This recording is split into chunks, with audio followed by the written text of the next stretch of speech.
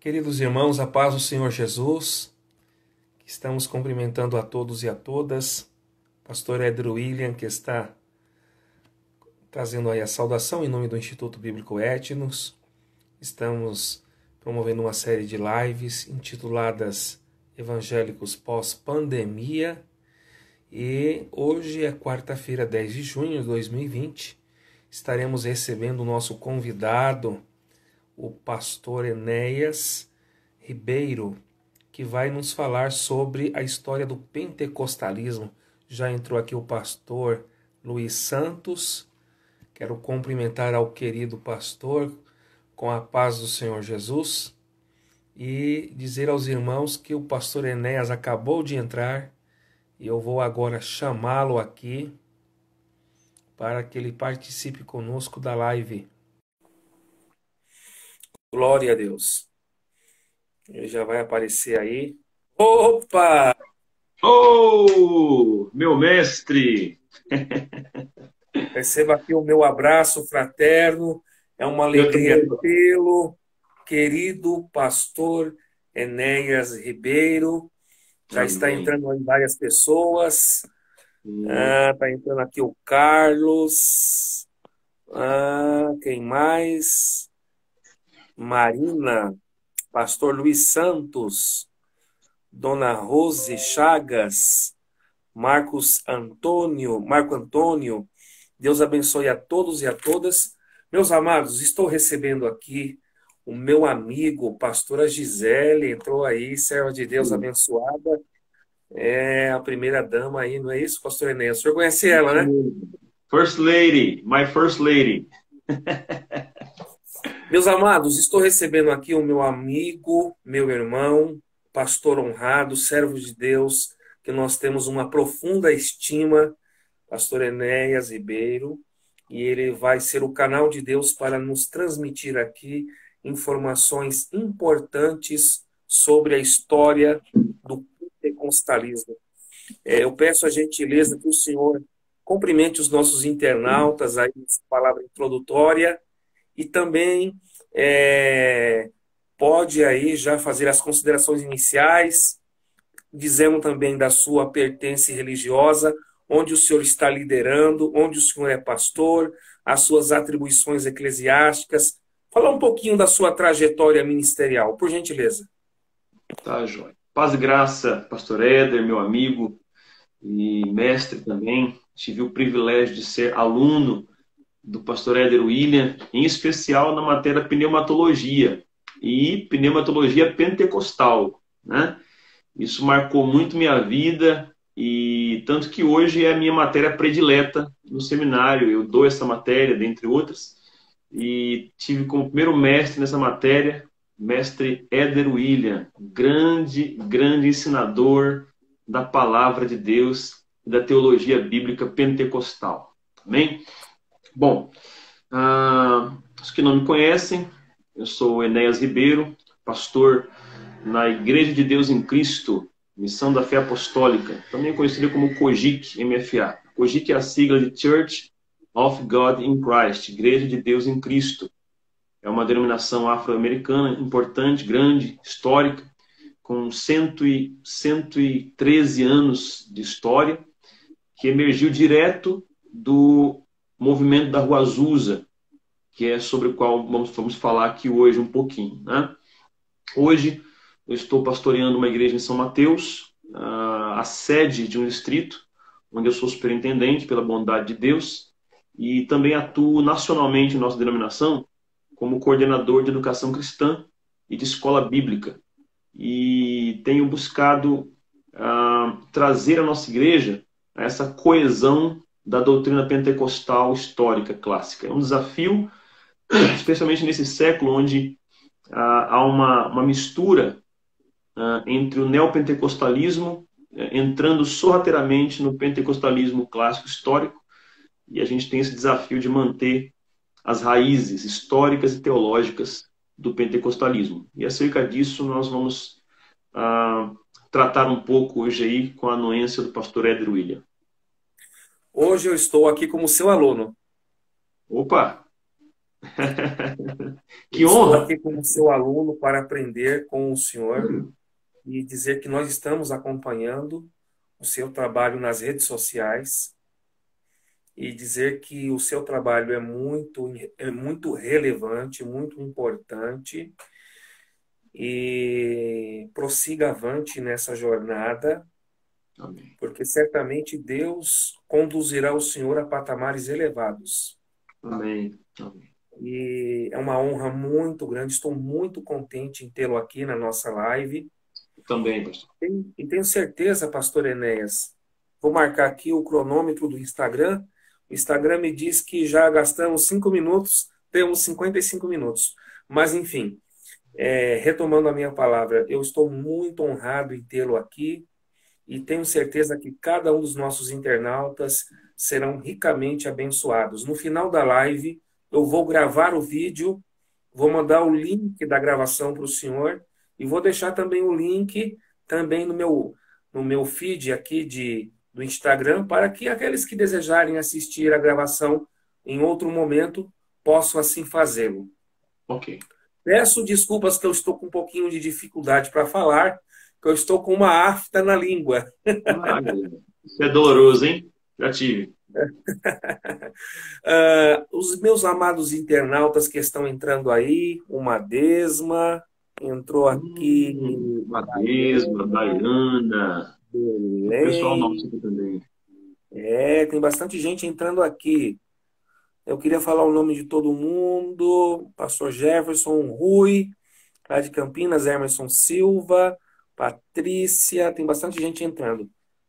Meus irmãos, minhas irmãs, no rodapé do Instagram tem um aviãozinho. Se você clicar no aviãozinho, você vai mandar um direct para alguém que é seu amigo na rede de contatos do Instagram e você pode convidar essa pessoa da sua rede de contatos para assistir a live conosco, se assim vocês desejarem. Pastor Enéas, por gentileza, vamos introduzir aqui a conversa. O senhor Sim. citou uma sigla no início da sua fala, MFA. Sim. Se eu estiver equivocado, o senhor me corrige. O significado é Movimento da Fé Apostólica, é isso ou não? Não, não. É Não, Missão não. da Fé Apostólica, que é Missão também da que é Fé Apostólica. em homenagem ao barracão da Rua Azusa, que era Apostolic Faith Mission. Então vamos entrar nesse detalhe aí, porque é o seguinte. Eu não sei se o pessoal que está assistindo a live tem conhecimento histórico sobre a origem do movimento pentecostal. Quem tem vai ter hoje uma nova, a história sendo recontada novamente, né? E quem não tem vai hoje aprender com o nosso professor, o pastor Enéas. Pastor Enéas, fala um pouquinho então para a gente do movimento, desse avivamento, desse despertamento pentecostal que ocorreu no início do século XX, na Rua Azusa, e já vou deixar um texto aqui para a nossa meditação. O vento assopra onde quer. João, capítulo 3, versículo 10. A palavra está com o senhor. Amém. Bom, pastor Éder, internautas, nós somos frutos hoje no Brasil desse grande movimento pentecostal. É inegável que nós somos a maioria aqui no Brasil. O movimento pentecostal ainda é tido em estatísticas como o segundo maior ramo da cristandade, depois do catolicismo romano, né? São aproximadamente aí quase 800 milhões de pentecostais no mundo, professos, né? Esse movimento ele teve início em 1906, ali, na verdade, na rua Bonnie Bray. Da rua Bonnie Bray, onde havia um ponto de pregação, surgiu esse grande despertar que, por conta da incapacidade local e logística da rua Bonnie Bray, da casa, tiveram que mudar para o barracão da Rua Azusa. Mas nós temos que falar um pouquinho antes ainda, acho que é bom falar de raízes mais profundas. Sim, Né? sim. Nós temos aí, em Houston, nascendo no começo do século XX, 1901, a escola em Topeka, Kansas, com Charles Fox Parham.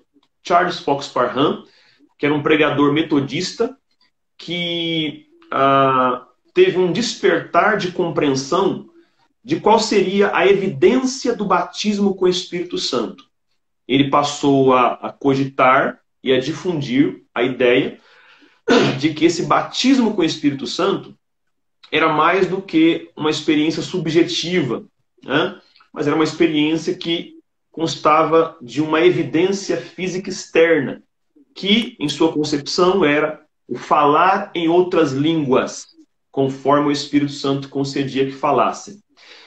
Esse movimento ganhou força nessa escola, quando, isso é um dado interessante, Parham saiu de viagem e deixou uma tarefa para os seus alunos que ficaram no instituto. Ele pediu que todos os alunos, naquela época os seminários eram assim, não haviam matérias sistemáticas, havia um estudo sistemático de toda a Bíblia para descobrir pontos importantes da teologia. Bom, os alunos começaram a fazer uma pesquisa, orientados por Fox Parham. Ele queria que os alunos descobrissem, pelo livro de Atos, qual era a evidência do batismo com o Espírito Santo. Foi unânime entre todos, sem nenhum tipo de persuasão teológica, nenhuma imposição ideológica, que a evidência era o falar em línguas. Então, todos os alunos perceberam, sem ninguém instigar, ou pelo que nós vemos aqui, todos os que foram cheios do Espírito Santo evidenciaram essa plenitude falando em línguas, né? Encontraram isso. Nessa escola surgiu William Joseph Seymour. William Joseph Seymour, um afro-americano que surge nessa escola bem no meio daquela segregação racial pesada nos Estados Unidos. Ele não podia entrar em sala de aula. Parham o recebeu como aluno, mas, tristemente, ele ficava do lado de fora da sala, ouvindo a matéria e orando do lado de fora. Não podia tocar nos alunos, encostar nos alunos, ele ouvia de fora. De todos os alunos, ele foi o que mais absorveu a informação, o que mais absorveu a revelação. De forma que ele foi para Los Angeles, né, a convite de uma pregadora, Holly Ness, que é outra coisa que a gente tem que falar que é importante. Sim. E lá ele começou a pregar a doutrina pentecostal, cuja ênfase era, número 1, o batismo com o Espírito Santo, com a evidência de falar em outras línguas. Número 2, a santificação como obra da graça. Número 3, a cura divina dentro da expiação, ou seja, a cura é parte da expiação. E as demais doutrinas pentecostais que a gente conhece. Mas as 3 principais foram essas que ele pregava em Los Angeles. Muitas portas fecharam para ele, pastor Éder. Muitas portas fecharam com essa pregação. De forma que ele foi aceito na casa de um casal, né? Jim Lee Evans o convidou para sua casa, na rua Bonnie Bray, começou os cultos ali. E foi ali que houve o grande derramar do Espírito Santo, inclusive lendário. E ali pessoas foram cheias com o Espírito Santo, falaram em línguas, profetizaram. Houve um caso interessante de uma mulher que tocou piano lindamente, de forma clássica, de forma eloquente, linda, e cantou em 7 idiomas. O detalhe é que ela não era musicista, nunca tinha tocado piano na vida, e só falava inglês. Naquele momento ela falou em 7 idiomas e também tocou piano daquele dia em diante. Ela aprendeu o piano por revelação. Então começou ali esse movimento que migrou para a Rua Azusa. E foi onde houve a explosão. Na Rua Azusa, pessoas do mundo inteiro vinham saber o que estava acontecendo. Mas por quê? Qual foi o porquê da publicidade? O jornal de Los Angeles começou a publicar o que estava acontecendo no barracão. As coisas, aspas, escandalosas, né? Gente caindo, gente pulando, gente correndo, gente rindo, chorando, gritando, aquele movimento de avivamento no início, na ebulição. E essa publicidade do jornal de Los Angeles atraiu gente do mundo inteiro que veio ver o que estava acontecendo em Los Angeles. E quando vieram, receberam, dentre os quais, eu vou citar aqui 3, ok? Eu vou citar primeiramente Daniel Berg e Gunnar Wingren, que vieram, passaram por Los Angeles, foram batizados com o Espírito Santo, vieram da Suécia para Los Angeles, foram batizados com o Espírito Santo, e de lá, alguns outros estados, mas receberam a visão para vir ao Brasil e trazer o movimento pentecostal ao Brasil na forma de Missão da Fé Apostólica, de 1911 até 1918. Em 1918, passaram a chamar a nossa querida Assembleia de Deus. O terceiro nome que eu cito é do bispo Charles Harrison Mason, que também foi pioneiro pentecostal, e ele fundou a primeira denominação pentecostal do mundo, que é a Church of God in Christ. Lembrando que um dos financiadores da viagem dos missionários, isso está em dados de um livro interessante que eu recomendo, o senhor deve ter, mas é um livro que eu gosto por sua imparcialidade. Eu acho que um livro que fala de história de um movimento cristão, ele deve primar por imparcialididade, não é? Tem a capa dele aí para mostrar? Agora, aqui, ó. Esse livro aqui é O Século do Espírito Santo. Olha a grossura. Tá vendo?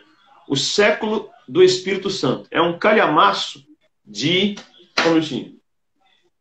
Melzinho da esposa. O mel. Então, já que você está bebendo mel, eu vou beber a água da bica. Beba água. Eu, o mel da rocha, e o senhor água da vida. Acabou de entrar aí o irmão Ricardo Maurício, o pastor Edson lá do Vila Nova York 2, Davi também, Carlos Santana, Felipe Vieira, Jeff Brito, Cruz Ricardo, Alanis e Alexia, Renato Lopes, Eliane Araújo, tem bastante gente entrando aí. Pessoal, se vocês quiserem nos ajudar a divulgar esta grande aula que o nosso querido pastor Enéas está discorrendo sobre a história do pentecostalismo, aí no rodapé do Instagram tem o aviãozinho. Vocês mandam direct para alguns amigos da sua rede de contatos e eles entram na live para assistir conosco. Então também agora, Emanuel Martins. Emanuel da Paraíba, grande evangelista, grande pregador. Opa, tá mandando glória ali, ó. Alanis, Alexa, o pastor Edson. Mas e quantas páginas tem esse livro aí, querido pastor? É um calhamaço, né? 607 páginas de história pentecostal. Ok? Esse livro, ele é da editora Vida. E ele não pende de forma denominacional. Então aqui tem várias páginas, aqui no mínimo 80 páginas só da Assembleia de Deus e sua história. Umas 50 páginas da COGIC, da Quadrangular, dos grandes pregadores e evangelistas pentecostais. O autor é Vinson Synan, que é reconhecido, como morreu no começo do ano, eu até publiquei isso nas redes sociais, está com o Senhor já. Ele é reconhecido como o maior historiador pentecostal do nosso século. Ok? Vinson Synan. Estão vendo aí? O século do Espírito Santo. Então lá fala bastante coisa a respeito dessa difusão do movimento pentecostal no mundo, que teve como suas principais vertentes. Irmãos, isso não é porque eu fiz parte das igrejas. Eu fiz parte da Assembleia de Deus, que eu amo, e hoje faço parte da COGIC, que eu amo. A minha história é nessas duas igrejas, ok? Mas não é por isso que eu estou dizendo. Mas o livro atesta que as duas denominações que tiveram mais destaque no movimento pentecostal no mundo, em termos de números, foi a Deus em Cristo e a Assembleia de Deus. Ok? Então, basicamente, pastor Éder, o movimento começa assim. Mas, eu posso falar também, não sei se o senhor quer me interromper, falar alguma coisa, mas nós temos também os primórdios, a sementeira do movimento pentecostal, que vem do metodismo. Né? Nós temos origem no metodismo. É por isso que o pentecostal clássico é arminiano. Arminiano. O pentecostal clássico é arminiano. Né? Eu sei que hoje tem muito pentecostal enamorado com o calvinismo. Né? Tem bastante. Tem muito pentecostal flertando tem uns irmãos aí salvos para sempre. Tem, salvo para sempre. Eu tenho certeza que eu vou encontrar meus irmãos calvinistas no céu, não tenho dúvida, né? Mas eu prefiro ficar com a sementeira arminiana, que é mais segura biblicamente para mim, na minha compreensão. Ok? Então, nós, pentecostais, temos a nossa fundamentação na teologia de John Wesley. John Wesley tinha uma teologia que norteou a doutrina pentecostal, que é muito importante, pastor Éder. Ele cria naquilo que ele chamava de perfeição cristã, né? Dava-se o nome também de santificação plena, de amor perfeito. Foi muito mal compreendido pelos calvinistas. Ele nunca falou de impecabilidade, de infalibilidade, mas ele falou de um nível de amor em Deus que nos leva a um estado de pureza de coração, né? E isso permeou o movimento pentecostal e era a pregação de William Seymour. Agora falando de etapas. Então, metodismo histórico, com John Wesley, que gerou um outro movimento americano chamado Movimento Holiness, né? Movimento da Santidade, que tinham várias denominações, várias igrejas. Desse movimento Holiness surgiu o pentecostalismo clássico, que William Seymour foi o catalisador. Então a gente pode dizer o seguinte, que o primeiro difusor da doutrina pentecostal foi Charles Fox Parham. Tá? Ok. Isso em termos históricos. Mas em termos de catalisar, de tornar mais expandido, foi William Joseph Seymour em toda a sua simplicidade, em toda a sua unção. Professor, pastor Enéas, me tira uma dúvida, por gentileza. O senhor comentou de forma muito bem apropriada que o Gunnar Wingre e o Daniel Berg, eles passaram ali pelo movimento pentecostal da Rua Azusa. Também outros historiadores dizem que eles tiveram uma passagem ali por Boston. Mas sobre a questão da Rua Azusa, que está ali em Los Angeles, Califórnia, em 1910, o Gunnar Wingre e o Daniel Berg, eles chegam no Brasil no Dia da Bandeira, 19 de novembro de 1910. Isso. E em 1911, saindo da Igreja Batista, eles abrem uma igreja que não recebe primeiramente o nome de Assembleia de Deus, né? Exatamente. A minha pergunta é se o senhor chegou a fazer alguma pesquisa do tipo para a tomada de decisão do Gunnar Wingre ter colocado o nome Missão da Fé Apostólica pela experiência que ele teve na Rua Azusa. Há alguma relação? Total. Aconteceu o seguinte, inclusive esse livro narra sobre isso também. Okay. E também esse livro que eu recomendo, a biografia de William Seymour, também do Vincent Simon, que é a editora, aliás, recomendo, pastor, a editora Carisma, que preencheu uma lacuna para nós pentecostais, porque eles estão publicando muita teologia pentecostal de qualidade e muita história pentecostal de qualidade. Então, editora Carisma, tá certo? Esse livro aqui, que fala sobre isso. Bom, vamos tentar responder a pergunta. Em relação ao nome Missão da Fé Apostólica, era mais do que uma denominação. Na verdade, a Rua Azusa, o barracão da Rua Azusa, o nome que foi colocado no barracão não era um nome denominacional, era o nome de um movimento. Ok? Tanto que no começo, lá em 1906, ninguém chamava de movimento pentecostal. Esse nome foi dado depois de forma teológica. Foi uma nomenclatura teológica. Ok? O nome era o movimento da fé apostólica. O movimento da fé apostólica. Então, o que eles pregavam? Estamos pregando a fé apostólica. Propagando a fé apostólica. Então, era o nome do movimento. Todos os que migraram, os que passaram pela Rua Azusa e foram para várias partes do mundo, levaram consigo esse nome, Missão da Fé Apostólica. Então, não era uma igreja, né, que tinha os cultos regulares como nós temos, no sentido de ter um ciclo de oração, uma mocidade, um estatuto, não. Era uma missão. Então, alugava um lugar para estabelecer uma missão evangelística. Então, era a Missão da Fé Apostólica. Essa missão, com esse nome, foi espalhado pelo pessoal que passou por lá. Então, por exemplo, antes de Daniel Berg e Gunnar Wingren chegar no Brasil com a Missão da Fé Apostólica, chegou na África do Sul o irmão John G. Lake, que inclusive tem um devocional muito lindo da CPAD sobre John Lake, que é um grande ministro de cura, um grande evangelista tremendo.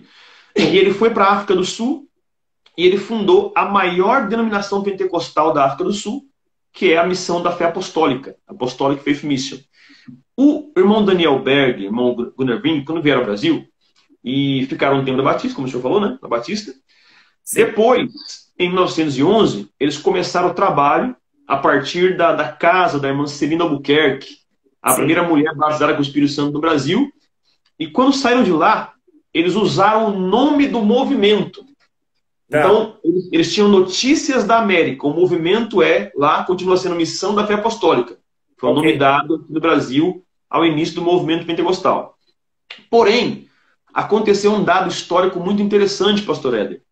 Em 1918, 1914, aconteceu um rompimento histórico na igreja americana, na igreja pentecostal americana. Esse rompimento foi dos pentecostais brancos e pentecostais negros. Então, essa divisão se deu por conta da segregação racial. Então, no caso, não foi porque os brancos não queriam estar com os negros, porque o movimento pentecostal teve como maior marca a unidade racial. O maior milagre acontecido no Barracão do Azusa foi o milagre da unidade racial em plena segregação racial, lei de Brown nos Estados Unidos. Então, esse movimento pentecostal, ele causou a unidade, revelando que o que aconteceu em Atos capítulo 2, que através de uma língua os povos se uniram para ouvir as grandezas de Deus, aconteceu de novo no Barracão do Azusa. Então que lá maravilha. Todos se uniram, brancos, negros, asiáticos, hispânicos, juntos, servindo ao Senhor debaixo da visão pentecostal. Glória a Deus. Bênção. Porém, infelizmente, em 1914, ficou insustentável, especialmente depois do enfraquecimento do movimento da Rua Azusa. Ficou insustentável a união entre brancos e negros. Foi quando 300 pastores brancos, pastor Ed, 300 pastores brancos, se desligaram da primeira denominação pentecostal que foi formada na Rua Azusa, que era Deus em Cristo. Se desligaram, fizeram uma conferência em Hot Springs, 1914, uma conferência que tem ata, ok? Está registrada. Nessa conferência... É o ano que começa a Primeira Guerra Mundial, 1914. Exatamente, foi nesse ano de turbulência global, Primeira Guerra. Mesmo. Isso, então houve essa cisão, esse cisma entre a igreja pentecostal branca e negra, ok?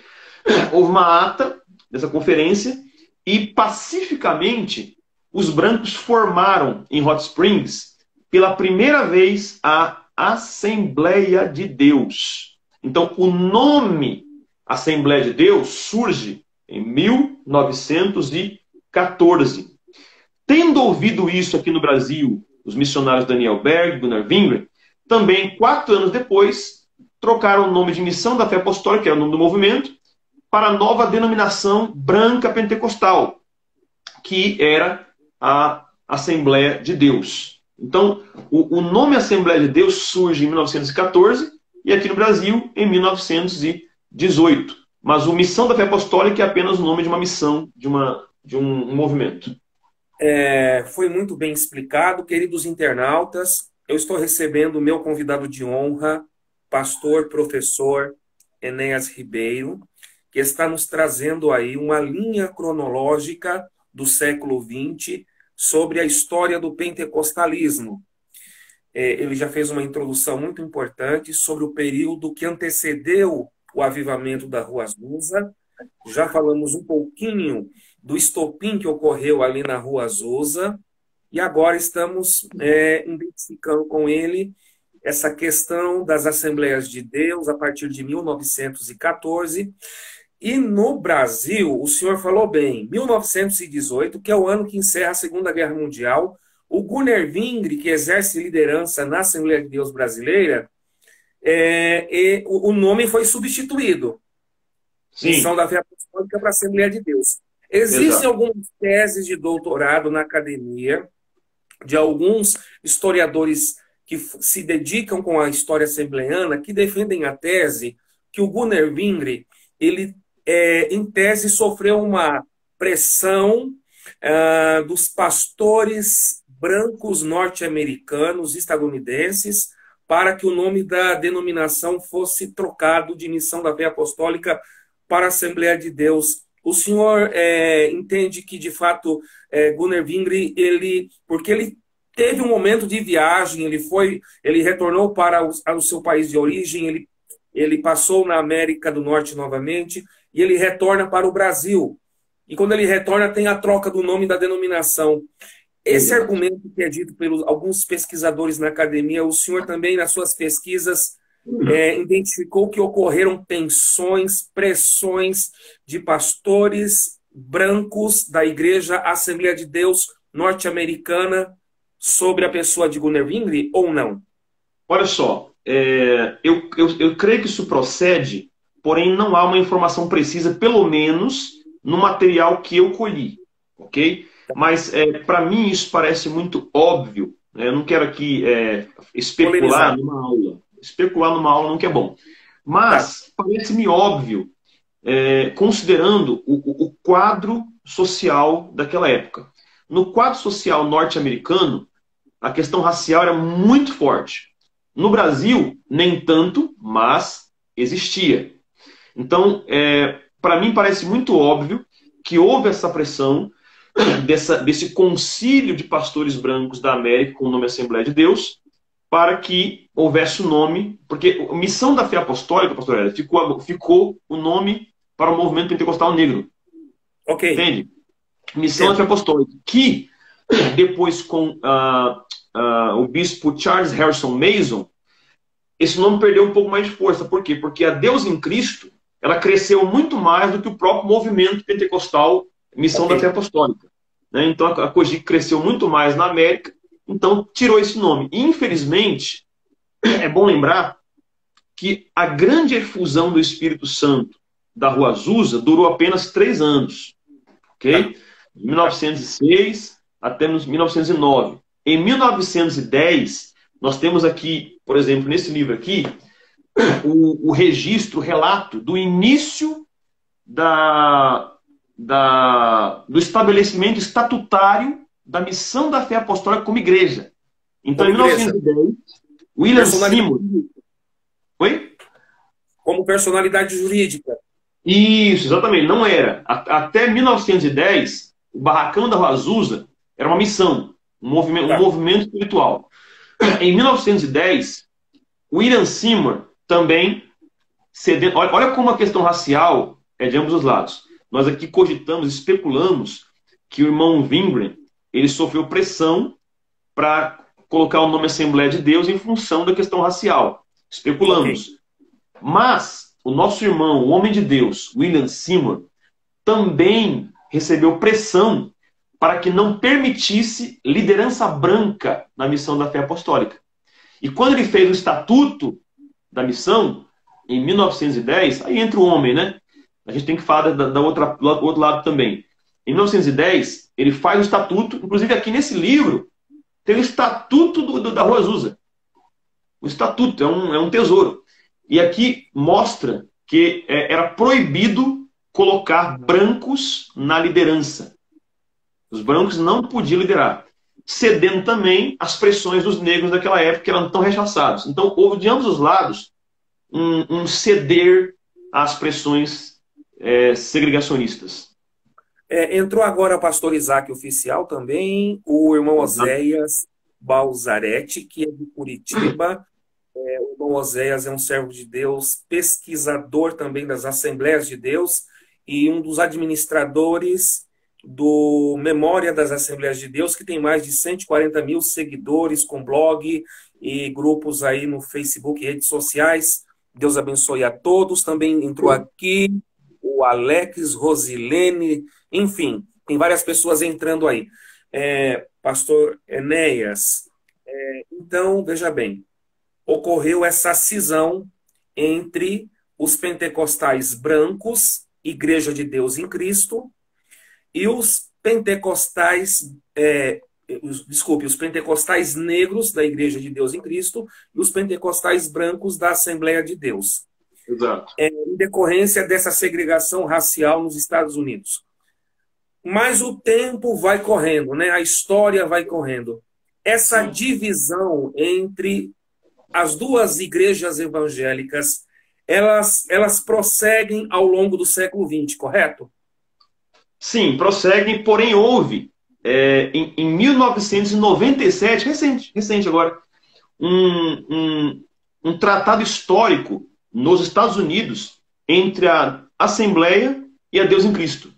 Quando, na época, em 97, o superintendente-geral, o presidente-geral da Assembleia de Deus dos Estados Unidos, Thomas Trask, ele conclamou um concílio de reconciliação racial.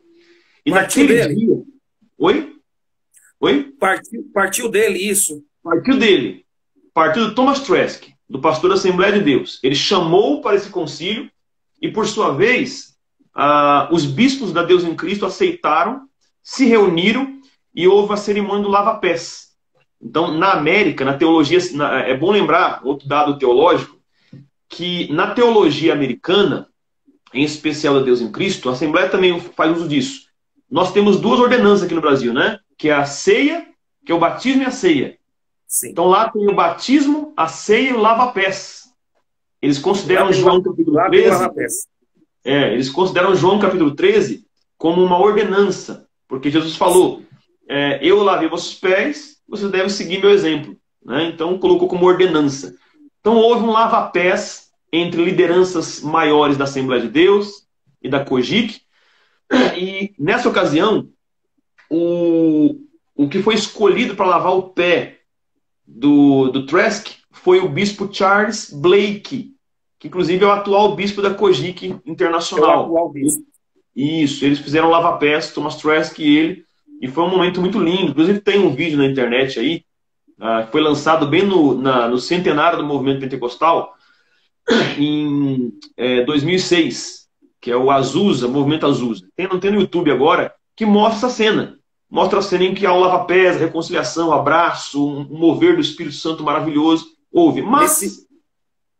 Nesse vídeo, eles deram uma alcunha lá para esse evento chamado o Milagre de Memphis. Exatamente, foi em Memphis, Tennessee. O grande milagre de Deus. E quando o senhor cita 1997, eu ainda morava em São Paulo, o Thomas Trask, ele compareceu a convite do José Wellington Bezerra da Costa, porque teve a segunda Conferência Mundial Pentecostal em São Paulo, e o David Young Cho foi um dos preletores no Campo de Marte. Tremendo. E os eventos também aconteciam concomitantemente ali no ginásio do Ibirapuera. Sim. Então foi exatamente naqueles anos 90 que ocorreu a reconciliação. Mas, pastor Enéas e queridos internautas, olha como que o coração do homem é duro. Em 1910 saiu o Estatuto da Igreja de Deus em Cristo para que os brancos não assumissem nenhum cargo na diretoria. Em 1914, os pastores brancos fundam a Assembleia de Deus. Só nos anos 1997, 94, por ali, é que vai ter a reconciliação, pastor. Quanto tempo que demorou isso? Pois é, um século praticamente. E, claro, quase um século. É bom considerar também que, claro, teve sua importância essa reconciliação racial dos pentecostais. Foi um marco e gerou muita coisa boa. Porém, nós sabemos que, na prática, nos Estados Unidos, isso não se perpetuou. Né? No Brasil, eu tenho lá minhas dúvidas, pastor, mas eu prefiro não falar sobre isso. Né? Nos Estados Unidos, é porque eu não quero comprometer amigos tão importantes, colegas. Claro. Vamos usar da ética ministerial aqui na live. Exato. Mas na América, é muito claro que esse momento histórico de reconciliação não teve o fruto que se esperava. Até porque na América existe ainda a igreja de negros e a igreja de brancos. Em vários Verdade. estados americanos, especialmente do sul dos Estados Do Unidos, Sul, a separação é muito forte. Em Memphis, Tennessee, Alabama. enfim, Alabama, então é muito É, forte isso, é né? muito forte. Infelizmente. Então a gente vê que, por exemplo, a igreja, a COGIC, onde se vê mais brancos na América, é a nossa sede onde está o Bispo Blake, é em Los Angeles. Mas por quê? E Los Porque Los Angeles. Angeles é um local misto, onde está Hollywood. Então Sim. muita gente vai na COGIC até como uma coisa meio que artística, folclórica. Na COGIC sede, congregam, olha só. Em nossa sede congregam Stevie Wonder, o cantor, Steve congregam Wonder, como membros. Denzel tá. Washington, o Denzel ator, Washington. Magic Johnson, o jogador É de basquete. só um parênteses aí. O Denzel Washington, se eu estiver equivocado, me corrija aí. Parece que as origens evangélicas dele vêm do presbiterianismo. O Se eu pai estiver dele, equivocado. não, eu não sei quais são as origens antes do pai dele, mas o pai dele foi superintendente distrital da COGIC. Agora, ele está junto com o Steve Wonder aí na igreja da Cogic em Ele, Los Angeles. ele é membro fixo da COGIC em Los Angeles, Denzel Tem Washington. mais aí famoso aí? Diz aí. Tem aquele ator que fez a hora do Rush lá, o Chris Tucker. Chris Ah, Tucker. Chris Tucker. Chris Tucker. Isso, Junto com o Jack isso. Chan, né? A hora do Rush Isso, 1, a hora do Rush exatamente. 2. Exato. É, Ele é de os lá. E pastores tem um também outro. são cinéfilos aqui, né? Oi? Além de conhecer a história da igreja, também são cinéfilos. Não, gostamos também, né? Estamos maratonando Netflix agora na pandemia, né? Na quarentena, né? Tem um pessoal lá, inclusive tem o outro ator dos Vingadores, o Samuel L. Jackson, é membro fixo da Ah, COGIC também, e muito ele amigo do também. Bispo Blake, muito amigo do Bispo Ah, Blake também. ok, sim.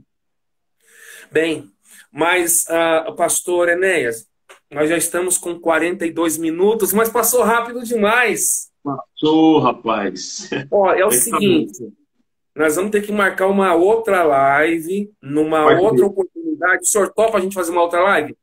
Eu topo, amei. Foi fantástico. Que tempo bom. Não, Poxa. porque a gente nem saiu do ano 1918, pulou para 1997, mas olha, tá uma bênção, o pessoal tá gostando, o Bruno aqui, o Fabrício tá dizendo que aula tremenda, o pessoal tá gostando aqui. A Carmen também acabou de entrar, Leos Queiroz também aqui entrou, o pessoal tá mandando várias mensagens aqui, estão gostando, estão gostando. Isso é para a glória do nome de Jesus. Pastor Enéas, veja bem, ao longo do século XX, a história do pentecostalismo, cita para nós, por gentileza, aí, se a Igreja de Deus em Cristo, ao longo do século XX, procurou manter aquelas bases fundamentais, as mensagens fundamentais da época da missão da Rua Azusa.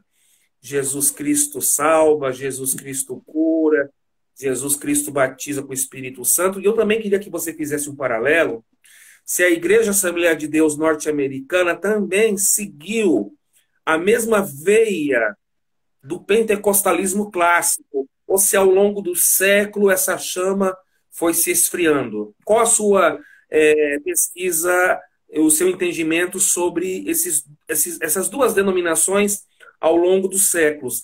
Tanto a Igreja de Deus Cristo como a Igreja Assembleia de Deus, eu digo num contexto norte-americano, se quiser também trazer para o cenário brasileiro, tudo bem, mas se essas duas denominações, na sua percepção e observação como pesquisador, historiador, se as bases da pregação pentecostal da época de William Seymour, se elas foram assim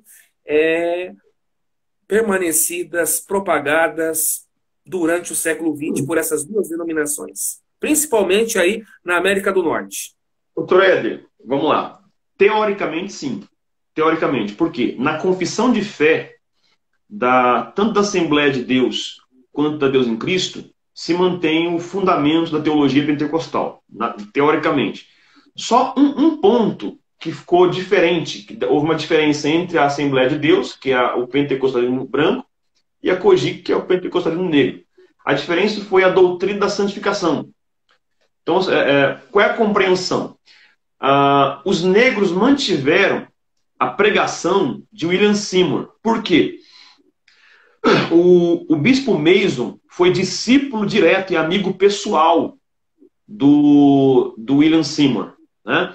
Então ele manteve os 5 pontos. Nós conhecemos 4, certo? Como pentecostais assembleanos, 4. Sim. Porém, o pentecostalismo negro manteve 5. Então, Jesus Cristo salva, cura, Jesus Cristo salva, santifica, cura, batiza e em breve voltará.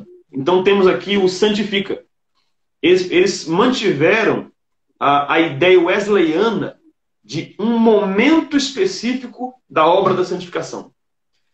John Wesley cria que havia um momento de cisão, de ruptura com o pecado, que não gerava impecabilidade de forma alguma, mas que é o dia em que você sabe em que ali o pecado foi rompido em sua vida, né? Então eles criam nisso. Já a linha assembleana ficou com a obra consumada de William Durham. William Durham, ele ensinava que toda obra de regeneração, santificação, fazia parte de um pacote só.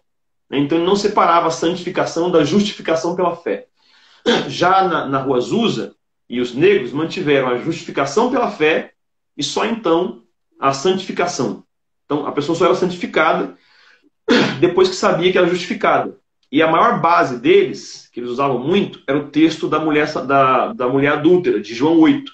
Que primeiro Jesus livrou da condenação, depois disse, vai, não peques mais.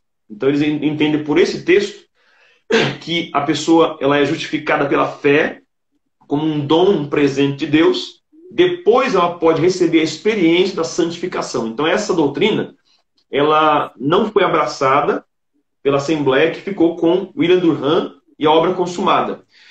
A COGIC até hoje prega a santificação no sentido de uma obra específica num dia específico, que é a santificação. Mas também, em muitos lugares na COGIC, na Assembleia, tudo isso é teórico. Uma outra coisa que se perdeu muito, pastor Hélio, muito, foi a questão da cura divina na expiação. Então, infelizmente, a igreja do século XXI, final do século XX, começo do século XXI, ela abraçou muitas ideias católicas sobre cura divina. Por quê? Nós cremos na cura divina, porém boa parte dos nossos teólogos não crê que a cura divina é parte da obra expiatória do Calvário, do mesmo jeito que é o perdão dos pecados. Então, nessa parte, a cura divina ficou a desejar. E quem pegou forte em cura divina nessa área foi um pessoal de uma vertente até meio complicada, que é a palavra da fé, né? Mas que pegaram, na minha opinião, pegaram muito bem a ideia da Rua Azusa sobre cura divina na expiação.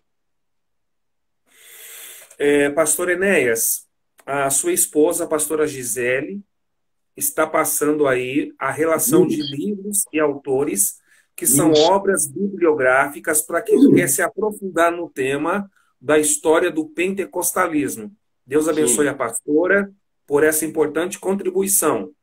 Peço que os irmãos internautas aí anotem os nomes dos livros, dos autores, porque Deus assim nos dando condições, vamos marcar uma outra live, porque o tempo já foi embora. Mas o senhor tem aqui, já estou recebendo a notícia do Instagram, falta alguns minutinhos para encerrar. Eu vou pedir para o senhor, em 5 minutos, deixar suas considerações finais, mas nas considerações finais eu quero te lançar uma última pergunta. Já para os dias atuais, pastor Enéas, estamos num momento difícil de isolamento social, pandemia, coronavírus.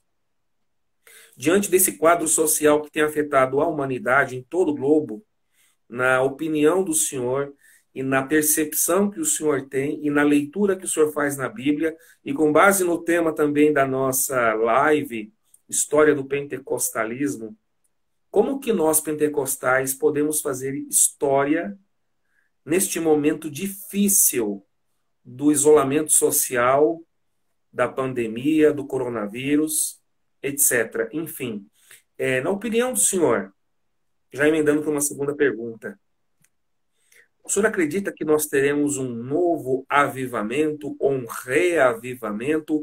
Qual a percepção que o senhor tem no que diz respeito ao tema avivamento, pentecostalismo, nesse momento de tantos problemas sociais decorrente do coronavírus? Pastor Éder e internautas, muito francamente, muito sinceramente, eu creio, à luz da profecia bíblica, segundo a minha interpretação, que nós vamos experimentar, sim, um avivamento final que vai ser de uma proporção global para a igreja no mundo inteiro, que vai redundar num avanço do reino de Deus e da evangelização como nunca houve antes na história, né? Eu entendo que a igreja, nesse momento, primeiro, ela precisa despertar para a sua vocação, além da preocupação de elementos escatológicos que são irrelevantes para o nosso ministério, irrelevantes para a nossa vocação. Eu vejo uma igreja no século XXI, especialmente entre os youtubers teólogos, demasiadamente preocupada com elementos escatológicos como o anticristo, como a grande tribulação, quando o mais importante, segundo a minha ótica, é nos preocuparmos agora em fazer avançar a mensagem do Evangelho. Nós sempre vimos o próprio Senhor Jesus desencorajando os discípulos de tentar especular datas ou proximidade de datas de sua vinda. Sempre. Até na sua última palavra, antes de ascender aos céus, em Atos 1, os discípulos fizeram uma pergunta escatológica, né? Será esse o tempo em que restaurarás o reino a Israel? Uma pergunta escatológica. O mestre pergunta, não vos compete saber os tempos ou as épocas que o Pai reservou pela sua própria autoridade, mas recebereis o poder ao descer sobre vós o Espírito Santo, e sereis minhas testemunhas, tanto em Jerusalém, como em toda a Judéia e Samaria, e até os confins da terra. Ou seja, a vontade do nosso Cristo é que nós não fiquemos especulando datas de sua vinda, porque ele vai vir e ponto. Isso é unânime, Jesus virá. Mas eu não vou entrar nesse mérito agora, eu sou de uma escatologia mais antiga, que crê num avivamento final e global. A minha escatologia, se o senhor der uma pesquisadinha depois, é a escatologia de John Wesley, de Jonathan Edwards, do próprio Calvino, que abraçava um pouco essas ideias sobre o avanço do reino. Então eu sou muito otimista em relação ao tempo final, mas não é o assunto aqui. O que eu creio é que a igreja, nós temos que despertar e avançar. Essa pandemia, ela tem um caráter social muito forte, porque mexeu com toda a sociedade e a sensibilizou. Nós não temos que pensar na pandemia do ponto de vista escatológico, mas sim do ponto de vista missionário. É mais interessante e mais relevante pensarmos agora em como estão os corações e as oportunidades que se abrem no mundo para a evangelização, para mostrar ao mundo o caráter desse Deus, como ele é um Deus de amor, um Deus poderoso, que pode mudar a história do planeta.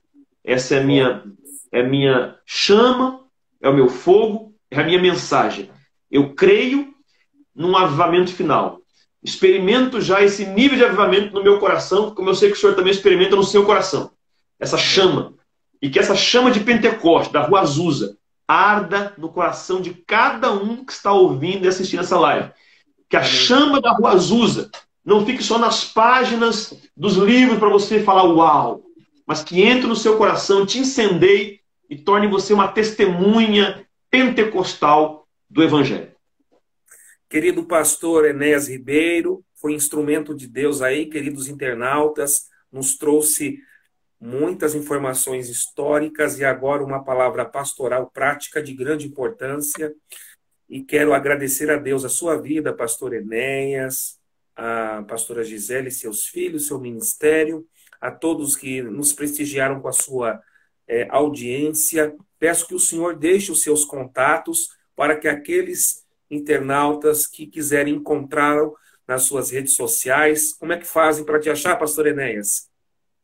No YouTube, eu tenho um canal no YouTube que é Pastor Enéas Ribeiro. Vou colocar aqui daqui a pouco, Pastor Enéas Ribeiro. No Instagram está Pastor Pastor Enéas _oficial, ok? E no Facebook também Enéas Ribeiro. Aí lá tem muito material. Inclusive, no meu canal do YouTube, eu coloquei alguns estudos da minha compreensão escatológica antiga, clássica, né? Estão ali no meu canal do YouTube também. Olha, pastor Enéas, não tenho palavras para expressar a minha gratidão a Deus. Estou sem palavras. Fui ricamente abençoado com esta aula de grande profundidade histórica. Topa mesmo fazer uma próxima live? Eu topo e fiquei honrado, porque eu estou aqui falando diante de um mestre que me ajudou muito na caminhada. Então me senti muito honrado, muito envaidecido no melhor sentido da palavra. E estou muito feliz e topo sim. Vamos fazer a parte B, porque tem muito assunto, muita coisa pendente aí nessa história maravilhosa do movimento pentecostal.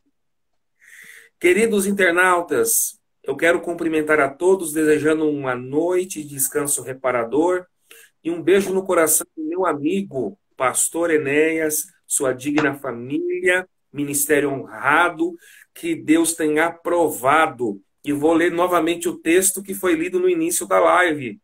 João 3, verso 8. O vento assopra onde quer.